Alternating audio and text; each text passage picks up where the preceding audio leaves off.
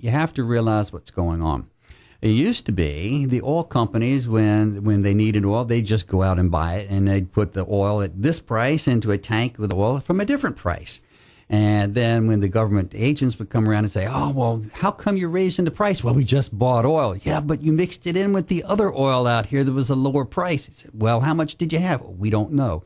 So now the government said, aha, you're ripping everybody off. Here's what you got to do. You can no longer put oil at one price into a tank with a different price. In other words, if you buy oil at a certain price, you've got to store it in certain storage tanks, and that the only oil that can go into those tanks is oil at that price. So now, what they're doing now is they have a glut. There's a big reserve, because if you realize, remember, about 4 or 5 months ago, the price of gas started climbing out here. People got up, everybody was screaming and yelling, and the powers that be figured out what was going to happen. The price of gas came back down. No, it didn't go back down to where it was a year before. Oh, it stayed up about $1 more per gallon there. That's another tactic they use. But anyway, it has held steady at that price, because when that happened, the economy started shrinking. The economy started coming down. Activities all over the world started slowing down. And so all of a sudden, all of the oil producers here in America had a big glut. A huge reserve of oil bought at cheaper prices than what we have today. So now we have to wait. We don't have to wait. But now the oil companies are waiting to the time when that oil goes out, and they can then have enough tanks that are empty so that they can go out and buy oil at the new prices. And guess what, my friends? As soon as they buy oil at the new prices, prices at the pump are going up. Yes! They're not going to go up like a penny a day this week, a penny a day next week. No. The prices on oil, they're going to start, prices on gasoline are going to start climbing 4 cents a day, 5 cents a day. You'll go to work and see gas at $3.50 a gallon. You'll come home and see it at $3.60 a gallon. That's what's coming to us. When are they going to finish using up their reserves, and when are they going to start buying new oil again? Only they know. But I can tell you this. Typically, we have about a 30 or 35-day supply of oil on hand here in America for emergencies. And then we also have, the emergency oil supply that the government has out there. But for the oil companies, 30, 35 days. So we already are looking at about 26, I think it's 26 days now since oil started really climbing out there. So about a week from now, we're going to see higher prices. Those of you who listened last week, the two of you out there. You remember I said I would bet that the price of oil is going to be 6 to 9 cents higher this week than it is last week. Well, didn't quite make it. It actually only picked up nationally 5 cents on the gallon. 6 cents on the gallon yesterday, but then it dropped a penny today. So actually 5 cents a gallon more this week than it was last week. And we're not going to be expecting any giant increases in the price of oil coming up here soon, because, like I say, they still have that reservoir. They still have oil in the old tanks at the old prices, and they can't mix new priced oil with old priced oil. So that's what's getting ready to come on to the situation out here. Lord, I'm telling you, if you can, go out and tank up your car this weekend. Next weekend, it could be Monday, could be Tuesday, could be Thursday. And all of a sudden, the price of gas is just going to start skyrocketing. So if you haven't already started thinking about it, think about adding hydrogen to your car. You're going to go further on a tank of gas. It's going to take you, if gas is $4 a gallon, here's the way we figure it. If gas is $4 a gallon, then what you're going to be doing is you're going to be saving, let's say you're saving a 20%, 25% on that. So if gas is $4 a gallon, you're going to be saving 80, 85, 90 cents on each gallon of gas just by adding hydrogen to your car. Now, if you're out there on the road driving around, you're going to get 40, sometimes maybe even 50% increase. Most people get between 35 and 45. Yeah. Now we're talking about saving, if gas is $4 a gallon, now we're talking about saving about $1.20 each gallon. If it's $5 a gallon, now you're saving about $2 on each gallon. That's a lot, my friend. That's an awful lot. So for just a small pittance, really, you can get these devices installed in your car. They'll put hydrogen inside your engine. You'll drive farther. You'll drive cleaner. You'll also have less maintenance on your car because this cleans the inside of your car out just fantastically. I see we've got another caller here, Tom from Clearwater this time. Tom, hi, how are you? Welcome to the Fuel Savers Radio. Thank you very much. I'm fine, thank you. With all this information, I've been listening to the show on a regular basis lately, and oh, well, thank you for that. Is it possible to open up a distributorship? And so how would one go about doing such a thing? I'm going to listen to your answer off the air, if you would, please. Okay. Well, thank you for calling in, Tom. I appreciate your loyalty out there. Spread the word. This is important stuff for everybody to know here. As far as becoming a distributor or an installer, yes, absolutely, positively, you can do that. We're training about, I'd say, 1, 2, 3, an average. We're training about 4 people a month on how to install these systems. Once they go through our 2-day class, they become certified hydrogen fuel technicians.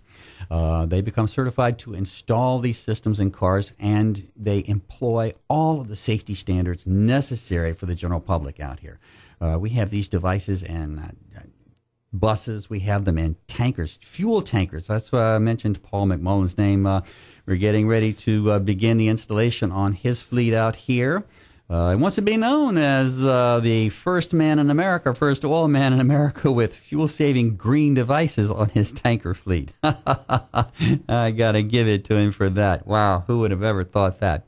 But anyway, what you need to do, Tom, is go to our website. That's www.fuelgeniesystems.com. There you can click on a little form. It'll say how to become a distributor or how to become an installer. Click that on, give us your email, your telephone numbers, contact information.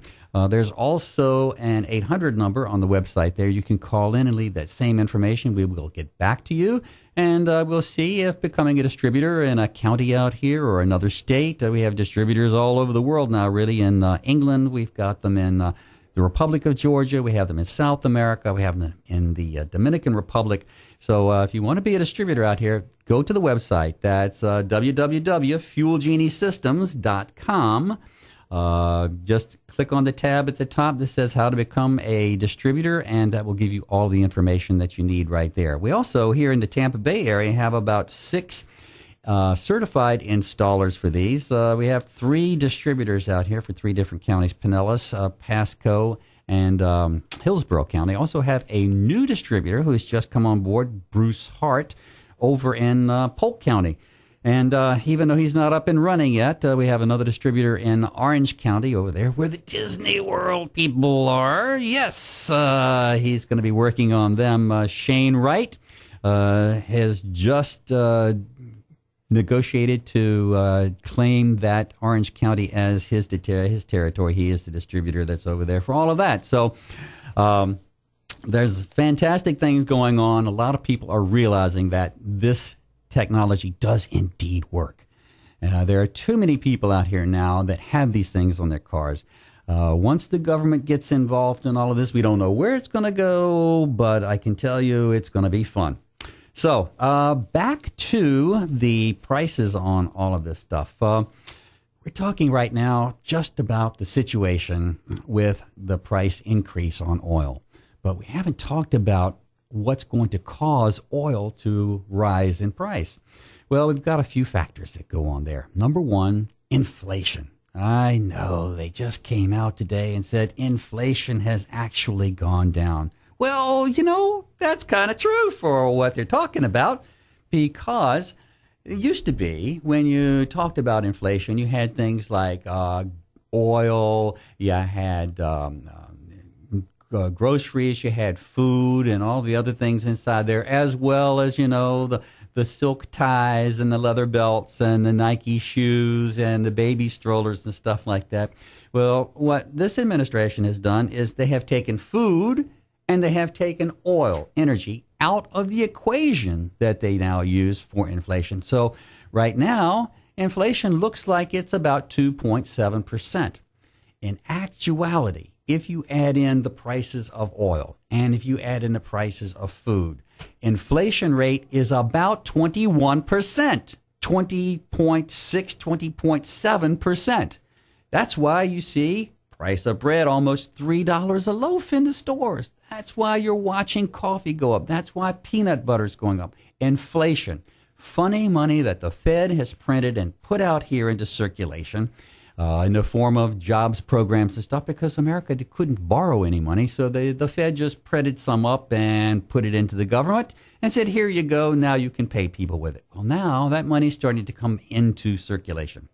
And as it does, every dollar that's in the circulation out here weakens the value of our dollar. That's what happens. That's what causes inflation. So the world buys oil with U.S. dollars. So let's say you're Japan. Okay, you're Japan and you want to go buy some oil. Well, the first thing you have to do is you got to go buy dollars. Okay, so you're going to buy U.S. dollars. All right, what's it trading at? Well, it doesn't matter because it changes from day to day. The thing is, soon the dollar's devaluation, it's going to take more and more and more and more and more dollars to buy a barrel of oil worldwide. So that's going to cause the price of a barrel of oil to increase. That's one of the reasons you see right there. The second reason is the saber rattling in the Middle East. Oh, you gotta love these guys. You couldn't write this in a book. This plot that's developing over there with Israel and Iran. You could not write this in a book. I hope maybe Dan Brown might be listening here. Dan, there's a good plot for you here. Anyway, Israel's in a bad spot. They know that they have enemies to the north of them, enemies to the east of them, enemies to the south of them, and the rest of the world is turning very anti-Semitic lately. They're all against them too. And they know that Iran is sitting over there working on building a nuclear bomb, and they're very, very worried about it. Myself, I wouldn't worry about it because that's the last thing Iran's going to do is drop a nuclear bomb on Israel. It just won't wipe out Israel. It'll take Palestine. It'll take out Syria. It'll take out Jordan. Yeah? And the radioactive fallout will blow where? Back over top of Tehran. Every one of those guys over there, they'll all be taken out. So it doesn't really make any sense for Israel really to do that. But what Iran can do with that nuclear missile is now they can launch all the rockets they want to from Lebanon, from Gaza, from Syria, anywhere else that's there. They can launch all the rockets on Israel they want to. And they can say, don't do anything to Iran, because if you do, we have missiles pointed at Paris, we have missiles pointed at Madrid, we have missiles pointed at Athens. We will bomb and blow up all of those countries, Rome, whatever it is. We will take them out with nuclear weapons. And then the rest of the world, the pressure from the rest of the world will then say, Israel, we're sorry, buddy, but, we like our life. We're sorry. And that's the tactic that they're going to be using, in my opinion. Okay? So anyway, get ready.